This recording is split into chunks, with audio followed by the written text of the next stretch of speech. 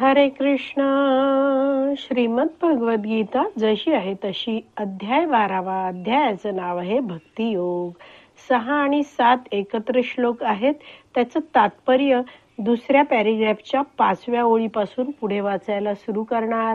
त्याआधी श्रील प्रभुपादांना प्रार्थना करूया. हे श्रील प्रभुपाद, आम्ही भगवद्गीता हा ग्रंथ वाचून समजून घेण्याचा प्रयत्न करीत आहोत. त्यासाठी आम्हाला आशीर्वाद द्या. धन्यवाद प्रभुपाद. भक्ताला भगवंतांना संतुष्ट करण्या वाचून इतर काहीही प्राप्त करण्याची इच्छा नसते. तर हा जो 6वा श्लोक आहे त्याच्या दुसऱ्या ओळीत सुरुवातीला भगवंत अर्जुनाला समजवत आहेत.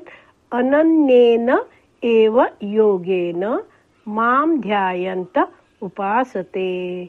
हा जो व्यक्ती आहे, हा जो भक्त आहे, तो अनन्य भक्ती करतो आहे आणि माझं ध्यान करतो आहे, माझं पूजन अर्चन करतो आहे.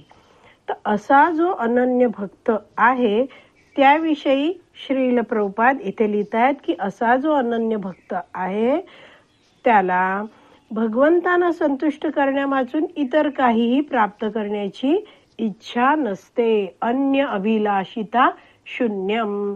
तर त्याच्या जीवनाचं ध्येयच हे आहे की मला भगवान श्रीकृष्णांना संतुष्ट करायचं आहे.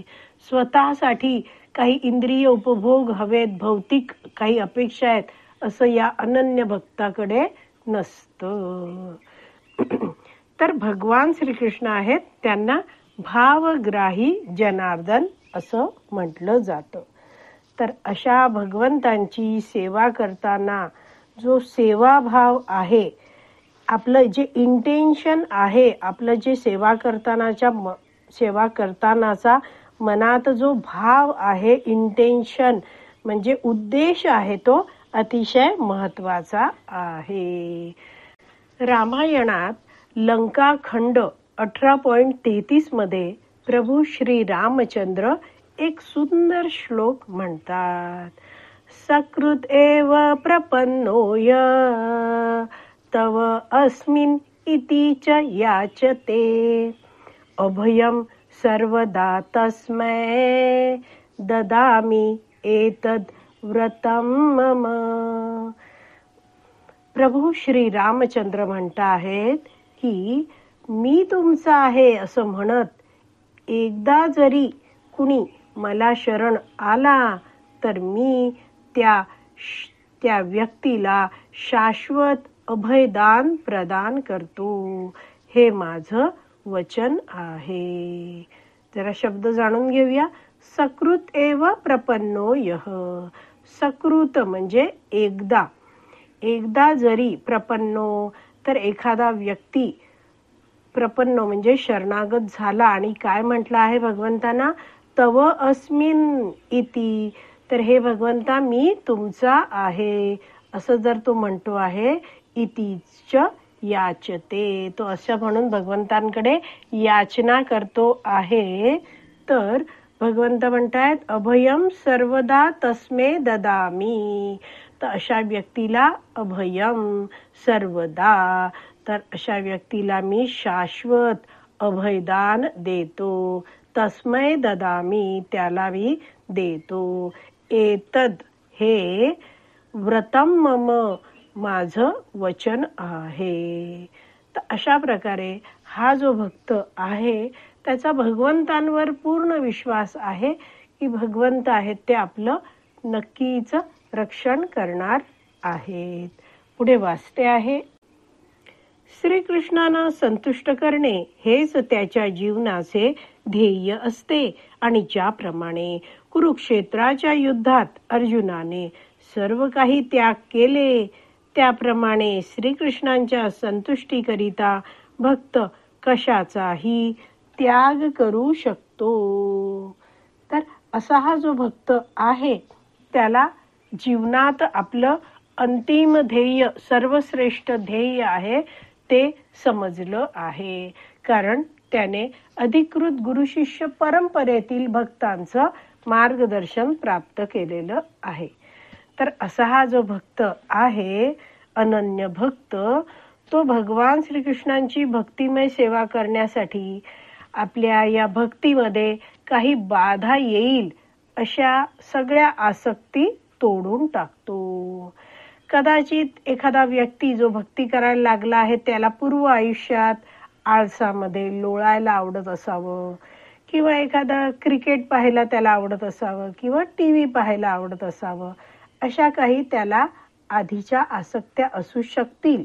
मात्र असा हा भक्त आहे जो आता भगवंतांच्या अनन्य भक्तीमध्ये लागला आहे, तर तो या सगळ्या आसक्त्या आहेत त्या भगवंतांच्या संतुष्टीसाठी त्यागून टाकतो. जसं इथे अर्जुनाचं उदाहरण दिलं आहे की अर्जुनाने सर्व काही भगवंतांसाठी त्याग केलं. त्यांनी युद्ध पण का केलं? कारण भगवंत आदेश देत आहेत म्हणून त्यांनी भगवंतांच्या संतुष्टीप्रित्यर्थ त्याने युद्ध केलं. पुढे वाचते आहे, ही पद्धती अत्यंत सुगम आहे. ती भगवान श्रीकृष्णांची भक्ती करणं आहे. त्या पद्धतीविषयी श्रील प्रभुपाद म्हणत आहेत की अतिशय ही सुगम आहे, सोपी आहे, आचरण करायला अतिशय सुगम आहे. मनुष्य आपल्या व्यवसायामध्ये पूर्णपणे लक्ष देऊ शकतो आणि त्याच वेळी हरे कृष्ण कृष्ण कृष्ण हरे हरे, हरे राम राम राम हरे हरे या महामंत्राचा जपही करू शकतो. अशा दिव्य कीर्तनाने भक्त भगवंतांकडे आकृष्ट होतो.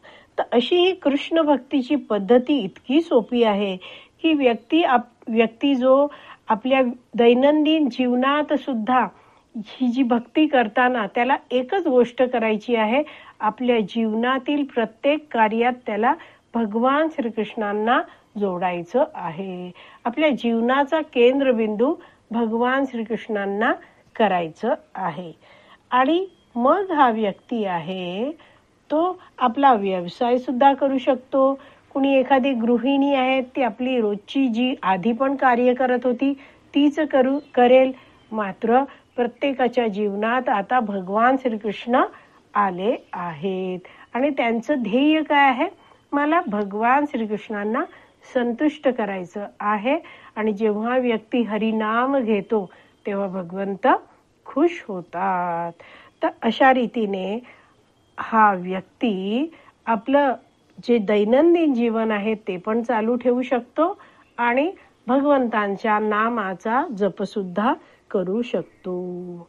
तर अशा प्रकारे हे जे भगवंत आहेत ते दिव्य आहेत आणि भगवंतांचं जे कीर्तन आहे ते सुद्धा दिव्य आहे. तर जेव्हा व्यक्ती आपल्या जिभेद्वारे भगवंतांचा नामजप करतो, ते शब्द, दिव्य शब्द जो आपल्या कानाने ऐकतो, या सगळ्यामुळे काय आहे, त्याचं शुद्धीकरण व्हायला लागतं. त्याच्या भगवंतांच्या सेवेत लागल्यामुळे नामजप करणं ही सुद्धा एक सेवा आहे. भगवंतांच्या नामाचा जप कानाने ऐकणं ही सुद्धा सेवा आहे. तर अशा रीतीने आपल्या इंद्रियांना भगवंतांच्या सेवेत लावल्यामुळे हा भक्त आहे तो हळूहळू शुद्ध होत जातो. त्याची इंद्रिय शुद्ध व्हायला लागतात आणि असा भक्त आहे तो भगवंतांकडे आकृष्ट होतो. तर आज आपली विराम द्यायची वेळ झाली आहे. आज आपण इथेच विराम देऊया. श्रीमद भगवद गीता की जय. श्रील प्रभुपाद की जय. हरी बोल.